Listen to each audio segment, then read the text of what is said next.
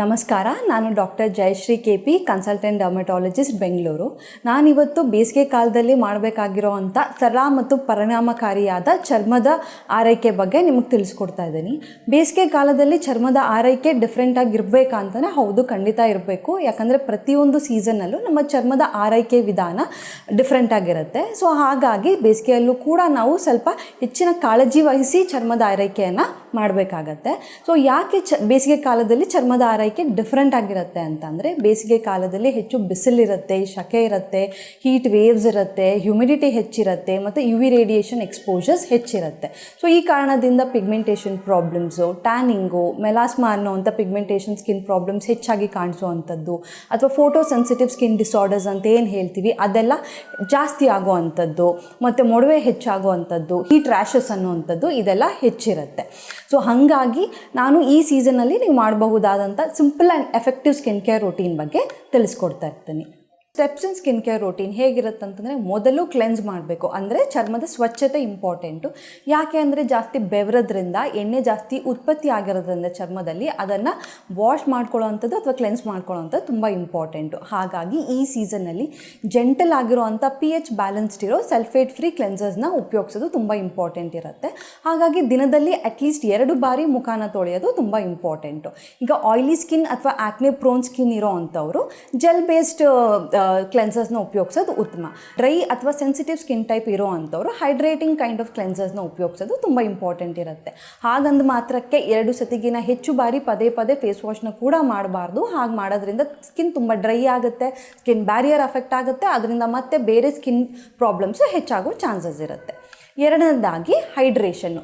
ಇವಾಗ ಬೇಸಿಗೆಗಾಲದಲ್ಲಿ ನಾವು ಜಾಸ್ತಿ ಬೆವರೋದ್ರಿಂದ ಹೈಡ್ರೇಷನ್ ಇಂಪಾರ್ಟೆಂಟ್ ಅಂತಂದರೆ ಹೌದು, ಖಂಡಿತವಾಗ್ಲೂ ಇಂಪಾರ್ಟೆಂಟು. ಕಾರಣ ಇಷ್ಟೇ, ನಾವು ಜಾಸ್ತಿ ಬೆವರೋದ್ರಿಂದ ಸ್ಕಿನ್ ಡಿಹೈಡ್ರೇಟ್ ಆಗುತ್ತೆ. ಆ ಕಾರಣಕ್ಕಾಗಿ ಚರ್ಮನ ಹೈಡ್ರೇಟ್ ಆಗಿ ಇಡೋದು ಕೂಡ ತುಂಬ ಇಂಪಾರ್ಟೆಂಟ್ ಆಗಿರುತ್ತೆ. ಸೊ ಹಾಗಾಗಿ ಈ ಸೀಸನ್ನಲ್ಲಿ ಯಾವಾಗಲೂ ಲೈಟ್ ವೆಯ್ಟ್ ನಾನ್ ಕೊಮಡೋಜೆನಿಕ್ ಮಾಯ್ಶ್ಚರೈಸರ್ಸ್ನ ಪಿಕ್ ಮಾಡಿ ಉಪಯೋಗಿಸೋದು ತುಂಬ ಉತ್ತಮ ಇರುತ್ತೆ. ಬೆಳಗ್ಗೆ ಮತ್ತು ರಾತ್ರಿ ಅನ್ನುವಂತೆ ದಿನಕ್ಕೆ 2 ಬಾರಿ ಮಾಯ್ಶ್ಚರೈಸರ್ಸ್ನ ಉಪಯೋಗಿಸೋದು ಇಂಪಾರ್ಟೆಂಟು. ಇದರ ಜೊತೆಗೆ ತುಂಬ ಹೆವಿ ಮತ್ತು ಕ್ರೀಮಿ ಬೇಸ್ಡ್ ಇರುವಂಥ ಮಾಯ್ಶ್ಚರೈಸರ್ಗಳನ್ನ ಅವಾಯ್ಡ್ ಮಾಡೋದು ಉತ್ತಮ. ಇದರಿಂದ ಮತ್ತೆ ಪೋರ್ಸ್ ಕ್ಲಾಗ್ ಆಗಿ ಆಕ್ನೆಗಳು ಹೆಚ್ಚಾಗುವಂಥ ಸಾಧ್ಯತೆಗಳು ಇರುತ್ತೆ.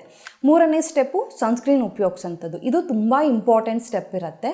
ನೀವು ಬೇರೆ ಎಲ್ಲ ಸ್ಟೆಪ್ಸ್ನು ಸ್ಕಿಪ್ ಮಾಡಿದ್ರೂ ಕೂಡ ಇದು ಈ ಸೀಸನಲ್ಲಿ ತುಂಬ ಅವಶ್ಯಕವಾಗಿರುವಂಥದ್ದು.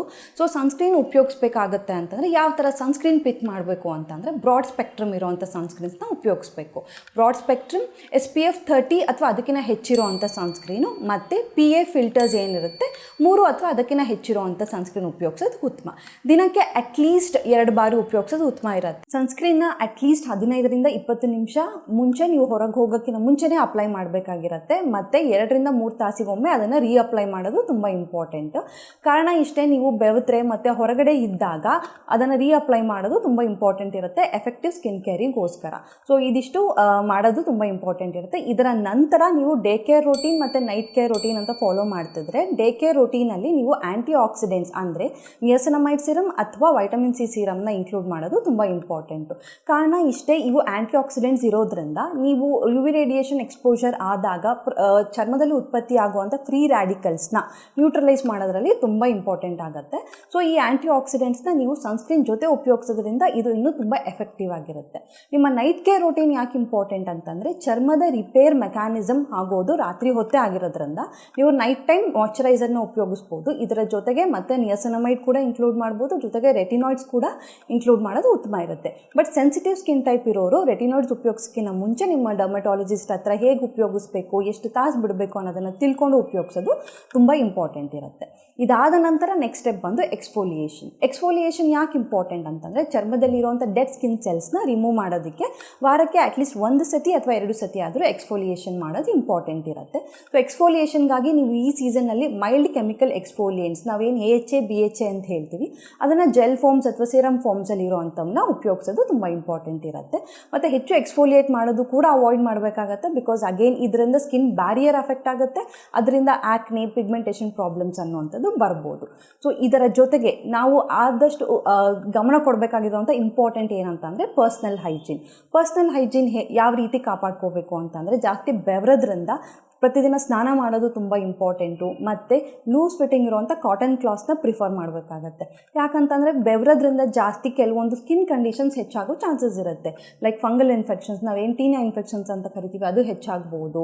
ಮತ್ತು ಹೀಟ್ ರ್ಯಾಷಸ್ ಅಂದರೆ ಮಿಲೇರಿಯಾ ಅನ್ನುವಂಥ ಸ್ಕಿನ್ ಕಂಡೀಷನ್ ಜಾಸ್ತಿ ಆಗುತ್ತೆ. ಫಾಲಿಕ್ಯುಲೈಟಿಸ್, ಈ ಬೆವರೋದ್ರಿಂದ ಜಿಡ್ಡಿಂದ ಹೇರ್ ಫಾಲಿಕಲ್ಸ್ ಕ್ಲಾಗ್ ಆದಾಗ ಅದು ನಿಮಗೆ ನುಚ್ಚುಗುಳ್ಳೆಗಳ ಥರ ಮೂಡಬಹುದು. ಸೊ ಅದನ್ನು ಅವಾಯ್ಡ್ ಮಾಡ್ಬೋದು. ಮತ್ತು ಪಿಗ್ಮೆಂಟೇಷನ್ ಪ್ರಾಬ್ಲಮ್ಸ್ ಅವಾಯ್ಡ್ ಮಾಡೋದಕ್ಕೂ ಕೂಡ ಸೊ ಪರ್ಸ್ನಲ್ ಹೈಜೀನ್ ಮೇಂಟೈನ್ ಮಾಡೋದು ತುಂಬ ಇಂಪಾರ್ಟೆಂಟ್ ಆಗಿರುತ್ತೆ. ಇದಿಷ್ಟರ ಜೊತೆಗೆ ನಾವು ಚರ್ಮಕ್ಕೆ ಏನು ಮಾಡ್ತೀವಿ ಅದರ ಜೊತೆಗೆ ಇಂಟರ್ನಲ್ ಹೈಡ್ರೇಷನ್ ಕೂಡ ತುಂಬ ಇಂಪಾರ್ಟೆಂಟ್ ಆಗಿರುತ್ತೆ. ಸೊ ಇದಕ್ಕಾಗಿ ಅಟ್ಲೀಸ್ಟ್ 2.5 to 3 ಲೀಟರ್ಸ್ ಆಫ್ ನೀರನ್ನು ಪ್ರತಿದಿನ ಕುಡಿಬೇಕು. ನೀರಿನ ಜೊತೆಗೆ ಎಲೆಕ್ಟ್ರೋಲೈಟ್ಸ್ ಇರುವಂಥ ಟೆಂಡರ್ ಕೊಕೊನಟ್ ವಾಟರ್ ಅಂದರೆ ಎಳ್ನೀರನ್ನು ಇನ್ಕ್ಲೂಡ್ ಮಾಡಿ, ಫ್ರೂಟ್ ಜ್ಯೂಸಸ್ನ ಇನ್ಕ್ಲೂಡ್ ಮಾಡೋದು ಕೂಡ ತುಂಬ ಹೆಲ್ಪ್ಫುಲ್ ಆಗಿರುತ್ತೆ. ಸೊ ಇದಿಷ್ಟು ನೀವು ಸ್ಕಿನ್ ಕೇರ್ ರುಟೀನಲ್ಲಿ ಮಾಡಬೇಕಾಗಿರೋದಿರುತ್ತೆ. ಇದ್ರ ಜೊತೆಗೆ ಕೆಲವೊಂದಷ್ಟು ಡೂಸ್ ಆ್ಯಂಡ್ ಡೋಂಟ್ಸ್ ಅನ್ನೋವಂಥವನ್ನ ಫಾಲೋ ಮಾಡಬೇಕಾಗುತ್ತೆ. ಡೂಸ್ ಏನು ಅಂತಂದರೆ ನಾನು ಆಲ್ರೆಡಿ ಹೇಳಿದಂತೆ, ಸೊ ಪ್ರತಿದಿನ ದಿನದಲ್ಲಿ 2 ಸತಿ ಮುಖ ವಾಶ್ ಮಾಡುವಂಥದ್ದು, ಮತ್ತು ಲೈಟ್ ವೆಯ್ಟ್ ನಾನ್ ಕೊಮೆಡೋಜೆನಿಕ್ ಮಾಯ್ಚರೈಸರ್ ಉಪಯೋಗಿಸಬೇಕು. ಸನ್ಸ್ಕ್ರೀನನ್ನು ಬ್ರಾಡ್ ಸ್ಪೆಕ್ಟ್ರಮ್ SPF 30+ ಇರೋವಂಥ ಸನ್ಸ್ಕ್ರೀನ್ಸ್ನ ಉಪಯೋಗಿಸೋ ಅಂಥದ್ದು, ಅಪ್ಲಿಕೇಶನ್ ಆಫ್ ಸನ್ಸ್ಕ್ರೀನ್ನ ಮಾಡುವಂಥದ್ದು ತುಂಬ ಇಂಪಾರ್ಟೆಂಟು. ಸೊ ಇದಷ್ಟನ್ನು ಫಾಲೋ ಮಾಡಿ. ಡೋಂಟ್ಸ್ ಯಾವುದು ಅಂತ ಅಂದರೆ, ಸೊ ಬಿಸಿಲಲ್ಲಿ ಆದಷ್ಟು 10 ರಿಂದ 4 ಗಂಟೆ ಟೈಮ್ ಒಳಗಡೆ ಜಾಸ್ತಿ ಔಟ್ಸೈಡ್ ಟೈಮ್ ಸ್ಪೆಂಡ್ ಮಾಡೋದನ್ನು ಅವಾಯ್ಡ್ ಮಾಡಿ. ಮತ್ತು ಹೊರಗಡೆ ಮೋಡ ವಾತಾವರಣ ಇದ್ದಾಗ ಅಥವಾ ಮನೆ ಒಳಗಡೆ ಇದ್ದೀನಿ ಅಂತಂದರೆ ಸನ್ಸ್ಕ್ರೀನ್ನ ಹಚ್ಚದೇ ಇದ್ರೂ ಪರವಾಗಿಲ್ಲ ಅಂತ ತಿಳ್ಕೊಬೇಡಿ. ಬಿಕಾಸ್ ಈ UVA ರೇಡಿಯೇಷನ್ ಏನಿರುತ್ತೆ ಅದು ವಿಂಡೋ, ಕಿಟಕಿ, ಗಾಜಿನಗಳ ಮೂಲಕ ಕೂಡ ನಿಮ್ಮ ಸ್ಕಿನ್ನ ಹಾರ್ಮ್ ಮಾಡಬಹುದು. ಸೊ ಹಾಗಾಗಿ ಸನ್ಸ್ಕ್ರೀನ್ ಇರೆಸ್ಪೆಕ್ಟಿವ್ ನೀವು ಹೊರಗಿದ್ದೀರಾ ಒಳಗಿದ್ದೀರಾ ಅನ್ನೋದು ಬಿಟ್ಟು ನೀವು ಉಪಯೋಗಿಸಲೇಬೇಕಾಗತ್ತೆ. ಅದರ ಜೊತೆಗೆ ಮಾಯ್ಚರೈಸರ್ನ ಸ್ಕಿಪ್ ಮಾಡಬಹುದು. ಇವಾಗ ನಾನು ಹೆಂಗೂ ಜಾಸ್ತಿ ಬೆವರ್ತೀನಿ ಅನ್ನೋದು ಬೇಡ. ಬಿಕಾಸ್ ಡಿಹೈಡ್ರೇಷನ್ ಆಗೋದ್ರಿಂದ ಮಾಯ್ಚರೈಸರ್ ಖಂಡಿತವಾಗ್ಲೂ ಮಾಡಬೇಕಾಗತ್ತೆ. ಸೊ ಇದೊಂದಷ್ಟು ನೀವು ಡೂಸ್ ಆ್ಯಂಡ್ ಡೋಂಟ್ಸ್ ಫಾಲೋ ಮಾಡಲೇಬೇಕಾಗತ್ತೆ. ಸೊ ಸ್ಕಿನ್ ಕೇರ್ ರುಟೀನ್ನ ಸರಳವಾಗಿಡಬೇಕು ಅಂತಂದರೆ ಸುಲಭವಾಗಿ ಹೇಳ್ಬೋದು ಅಂತಂದರೆ ನಿಮಗೆ cleanse, hydrate, protect and repair, ಈ 4 ನೀವು ಫಾಲೋ ಮಾಡಿದ್ರೆ ತುಂಬ ಹೆಲ್ಪ್ಫುಲ್ ಆಗಿರುತ್ತೆ.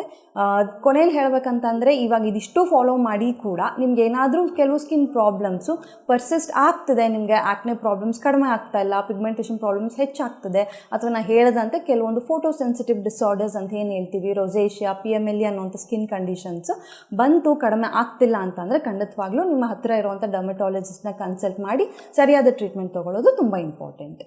Thank you.